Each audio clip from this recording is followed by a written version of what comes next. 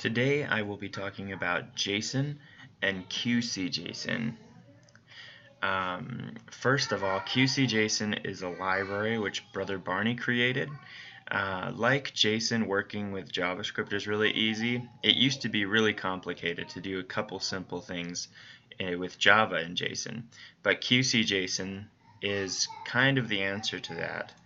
If you want to get qcJson, just type in qcJson in Google and you'll come up with two options. You have the GitHub, you can get the full library there, and you can also get it on this GitHub page. It has the zip, tar, as well as some information on qcJson. Alright, so we'll start off. First, in Java, I made a new person named Josh. Obviously, I gave him an age, phone number, first name, last name. One of the first things you use in qcJson is a JSON utilities.stringify function. It works just like the JavaScript JSON stringify. Basically, all this is doing is I put obviously this object into the JSON utility stringify utilities, and it changes the object into text or JSON text, and then you store it in this string, and then I print it out to the line. We can also use the JSON exception, which is another thing added on there, so it'll catch any problems there. Now, just a simple writing an object to a file. One of the things also in the qcJson library is file output and input streams. All this one's doing is you create a new person file, and what this does is it takes this person and writes it to this file.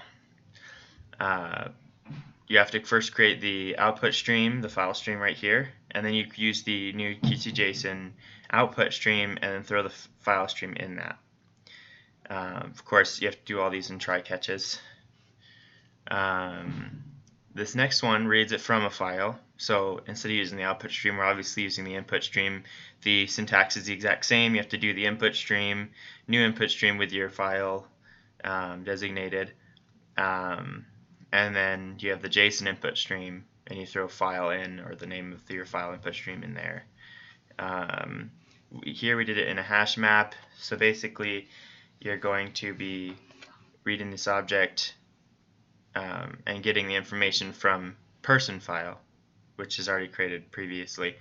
And so this person, we created him, his name's Fred, and we are going to set all of his attributes, so age, phone, first name, and last name, from this person file.